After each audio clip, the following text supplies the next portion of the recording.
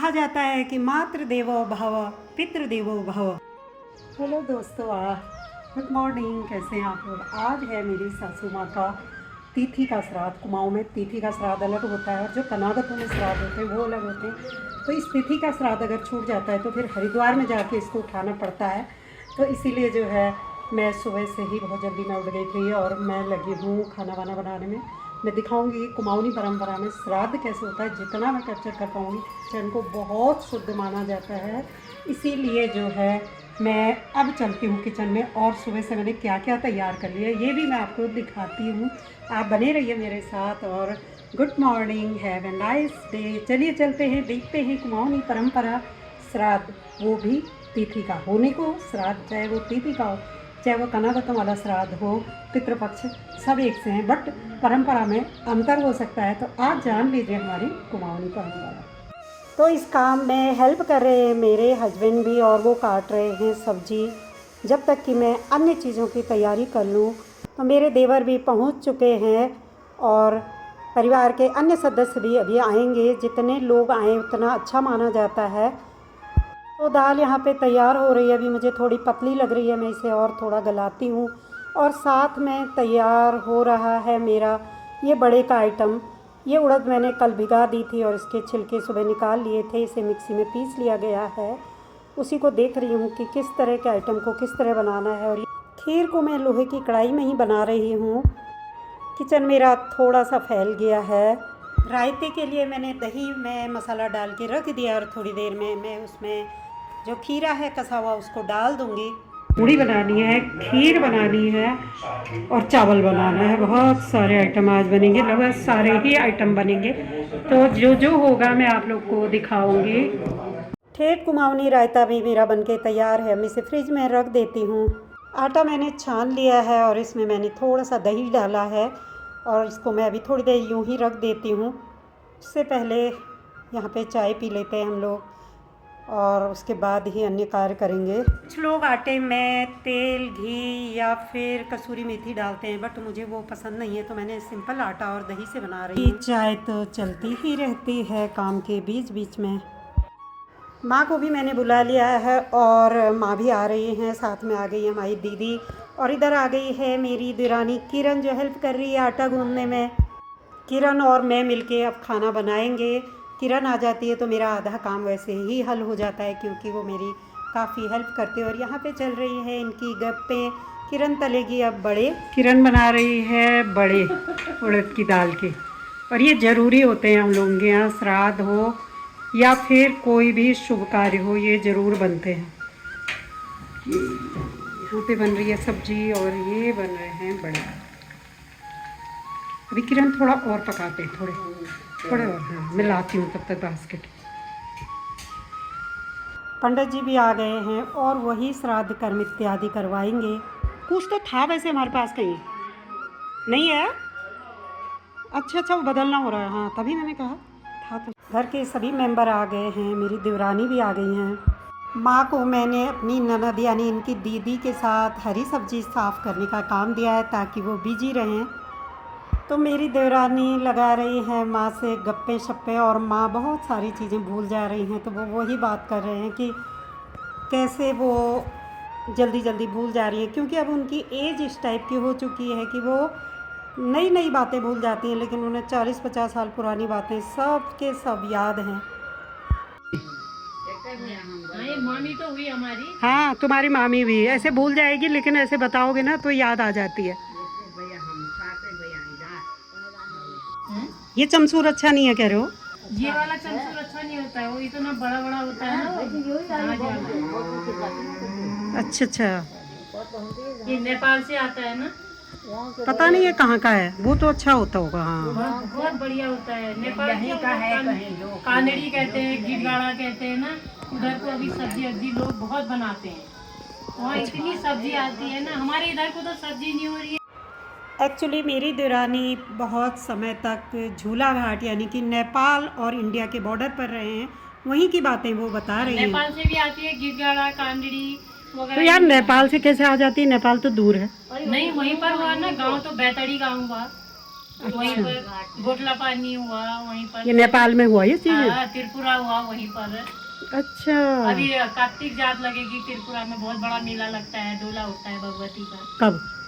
ये अगले महीने कार्तिक जात कहते हैं ना नेपाल में। नहीं, वो दूसरा त्योहार होता है दीदी, वो इनका वो वाला होता है क्या? बृहस्पति का होता हाँ, जिसको आप कह रहे हो बृहस्पति संक्रांति होती है, वो अलग ये है। होता है। ये हर 6 महीने में नेपाल में त्रिपुरा में डोला उठता है। जाते हो तुम लोग? जाते हो? हाँ, भगवती का डोला उठता है ना, और जब डोला उठता है ना, पूरा इतना जेवर वगैरह पहने रखती है, पूरा मुकुट पहने रखती है, और इतना सुंदर लगता है। वहाँ के लोगों की आस्था देखो तो नेपाल में ना वो लोग बहुत मानते हैं। नेपाल का बहुत चलो कोशिश करेंगे कभी, हमको भी बता देना 2-3 दिन पहले, क्या पता 2-3 जाए। दिन पहले बता देंगे। नीरू लोगों के यहाँ, जैसे यहाँ से गए शाम को रुके, अपना घर तो है। कितना दिन किस समय आता है डोला? वहाँ सुबह 8-9 बजे डोला आ जाता, लेकिन पहले तक हम लोग पैदल जाते थे, 2-2.5 घंटे में पहुँचते थे, बिल्कुल खड़ी चढ़ाई।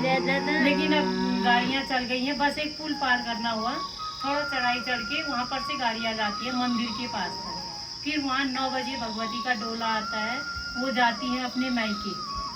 फिर मायके से आती हैं वो, वहाँ से रुक करके मायके थोड़ी देर रुकती हैं, फिर वहाँ से आती हैं वो। आते समय दौड़ के आती है, क्योंकि रास्ते में एक राक्षस होता है ना, वो राक्षस से कह के जाती है कि अभी मेरे किसी को कुछ मत करना, मैं मायके जा रही हूँ, आते समय तुम्हें बलि दूंगी।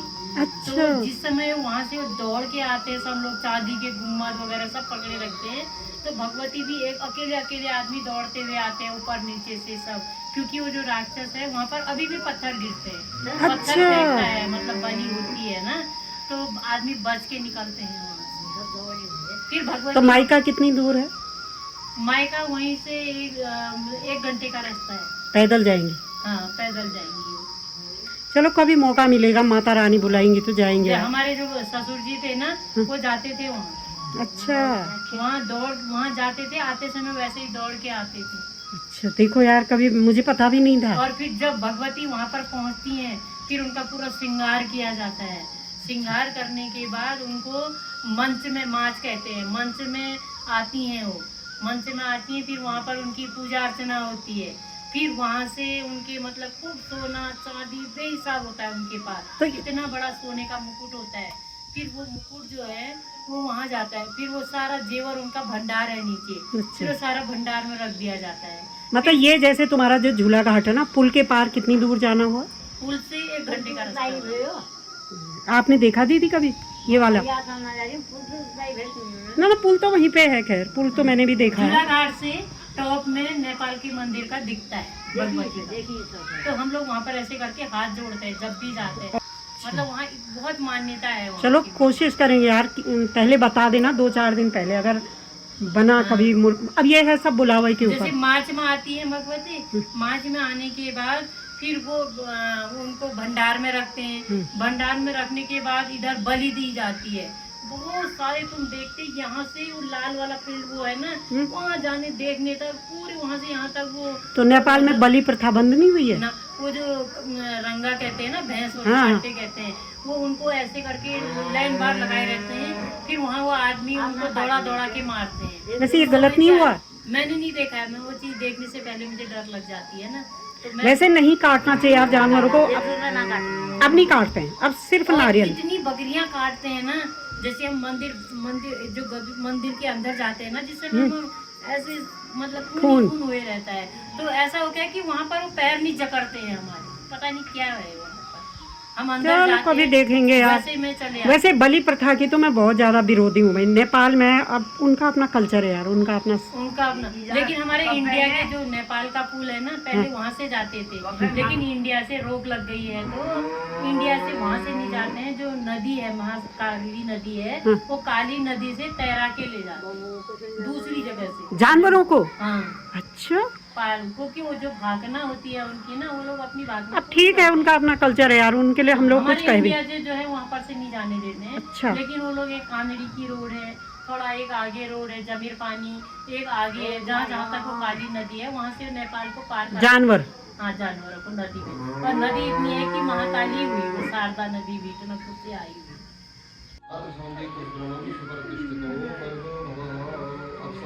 तो श्राद्ध हर जगह होते हैं, हर स्टेट में होते हैं, लेकिन कुमाऊनी श्राद्ध परंपरा कुछ अलग है। कुमाऊनी श्राद्ध परंपरा में वर्ष में 2 बार मुख्य श्राद्ध होते हैं, एक मृत्यु तिथि पर एकोदिष्ट श्राद्ध और अश्विन कृष्ण पक्ष का महालया पार्वण श्राद्ध। तो ये जो हमारे वहाँ श्राद्ध हो रहा है ये है मुख्य श्राद्ध तिथि यानी मृत्यु तिथि, इसे एकोदिष्ट श्राद्ध को आज हमारे घर पे किया जा रहा है। इस परंपरा का एक महत्वपूर्ण हिस्सा हवीक है। हवीक यानी जिसमें श्राद्ध के एक दिन से पहले व्रत रखकर सूर्यास्त से पहले केवल एक बार सात्विक भोजन किया जाता है। श्राद्ध के पहले दिन व्रत रखने का उद्देश्य पितरों को शुद्ध मन से तर्पण करना होता है। तो कल हमने भी एक ही टाइम खाया था सूरज छुपने से पहले, मैंने और मेरे हस्बैंड ने, क्योंकि खाना मैंने बनाया था शाम का भी और आज भी मुझे बनाना है, तो मैंने भी कल एक ही टाइम खाया और शाम को सात्विक खाना हम लोगों ने खाया था। उसके बाद आज जब श्राद्ध कर्म हो जाएगा, जब सबको खाना खिला लिया जाएगा, तब हम परिवार के लोग खाना खाएंगे, पितृ प्रसाद यानी ग्रहण करेंगे। तो एकोदिष्ट श्राद्ध मृत्यु तिथि पर किया जाता है और महालया पार्वण श्राद्ध अश्विन कृष्ण प्रतिपदा से अमावस्या तक किसी भी दिन किया जा सकता है, जिसमें नवमी तिथि को कुमाऊं में केवल मातृ श्राद्ध होता है, यानी नवमी का श्राद्ध केवल माताओं का होता है। मेरे मन में ये जिज्ञासा थी कि महिलाओं का श्राद्ध केवल नवमी तिथि को ही क्यों किया जाता है, तो मैंने पंडित जी से इस बारे में पूछा था।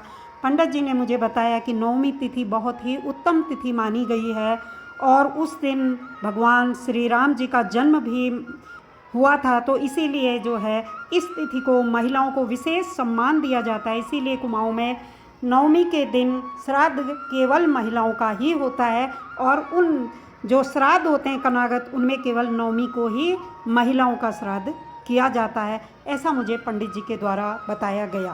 कुमाऊं में श्राद्ध का बहुत महत्व माना गया है। श्राद्ध से एक दिन पहले व्रत रखना अनिवार्य है और श्राद्ध के दिन गाय और कौवों को भोजन दिया जाता है। श्राद्ध से संबंधित कई लोक कथाएँ भी प्रचलित हैं। कुछ लोग पारंपरिक श्राद्ध कर्म के बजाय गया, प्रयाग, हरिद्वार जैसे तीर्थ स्थलों पर जाकर भी श्राद्ध करते हैं। श्राद्ध के दिन लगभग सभी तरह के पकवान बनाने की परंपरा है। कुमाऊं क्षेत्र की मान्यता के अनुसार श्राद्ध पक्ष में कौवे दिवंगत परिजनों के हिस्से का खाना खाते हैं। कौवे को यमराज का दूत माना जाता है, जो श्राद्ध में आकर अन्न की थाली देखकर यमलोक जाता है और हमारे पितृ की श्राद्ध में परोसे गए भोजन की मात्रा और खाने की वस्तु को देखकर हमारे जीवन की आर्थिक स्थिति और संपन्नता को बतलाता है। माना यह भी जाता है कि यदि दिवंगत के लिए बनाया गया भोजन कौवा चख ले तो पितृ तृप्त हो जाते हैं। यही कारण है कि श्राद्ध पक्ष में पितरों को प्रसन्न करने के लिए पकवान बनाकर कौवों को भोजन कराया जाता है।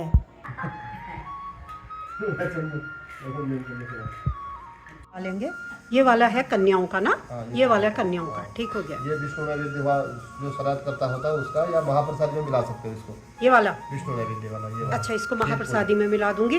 वो बड़ी थाली वाला कन्याओं का। फिर कंफ्यूज होते हैं हम लोग, पिछली बार हम कंफ्यूज हो गए, बछड़ों का कौन सा है, गाय का कौन सा है। कंफ्यूज होने की बात नहीं है, बछड़े का अलग रख दिया, ये कन्याओं का हो गया और ये वाला पितृ प्रसाद। अब मुझे आ गई समझ।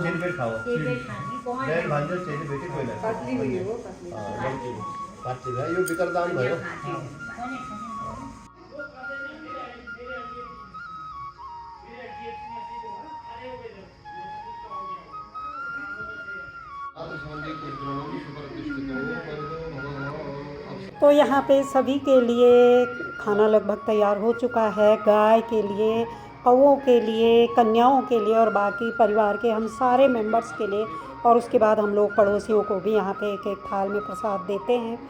अब आप लोग सोच रहे होंगे कि इनके यहाँ पिंडदान तो बना ही नहीं। पिंड यानी जो भात का हमारे वहाँ पिंड बनते हैं वो तो बने ही नहीं। हाँ, तो वो हमारे यहाँ इसलिए नहीं बने क्योंकि हम श्राद्ध को गया, पुष्कर, उज्जैन और बनारस, केदारनाथ, गंगोत्री और उसके बाद हम लोग बद्रीनाथ, ब्रह्म कपाली में भी श्राद्ध कर आए हैं। इसीलिए हम लोग केवल अब तर्पण इत्यादि ही करते हैं, क्योंकि पंडित जी का कहना है कि जब आप इतने बड़े तीर्थ में श्राद्ध कर आए हैं तो अब आप लोग पिंडदान नहीं कर सकते हैं, केवल आप इस दिन तर्पण करने के ही अधिकारी हैं। इसलिए हमारे यहाँ पिंडदान नहीं करते हैं। बनता सब चीज़ है, लेकिन केवल तर्पण के रूप में ही पितरों की पूजा करते हैं। तो हो चुकी है हमारी पितृ पूजा, और हम लोग केवल महिलाएं पितृ पूजा में ही शामिल होती हैं। उसकी क्लिप मैं नहीं ले पाई हूँ। बाकी सारा कार्य जिनके श्राद्ध होता है उनका पुत्र, यानी कि मेरी सासू माँ का श्राद्ध है तो मेरे हस्बैंड ही इसमें श्राद्ध कर्म करने के अधिकारी हैं, और मेरे देवर भी जो लास्ट में पूजा होती है पितरों की उसमें ही शामिल होंगे। तो यहाँ पे हमारा सब कार्य पितरों की कृपा से संपन्न हो चुका है। तो ये मैंने आज आपको दिखाई अपनी कुमाऊनी परंपरा कि हम लोगों के यहाँ क्या क्या होता है। बस केवल इसमें पिंड नहीं बना है, बाकी सारी प्रोसेस सेम होती है। तो आज आप बने रहे मेरे साथ कुमाऊनी श्राद्ध परंपरा में। आप लोगों को ये परंपरा कुमाऊनी जानकर कैसा लगा मुझे ज़रूर बताइएगा। वीडियो पसंद आई हो तो प्लीज़ लाइक कीजिए, शेयर कीजिए, कमेंट कीजिएगा। बहुत जल्द मिलेंगे एक नए ब्लॉग के साथ, एक नए सफ़र में। जो हमारी रूटीन होगी मैं आपके सामने समय मिलने पर रखने की पूरी कोशिश करूँगी। Thanks for watching, thanks for your time.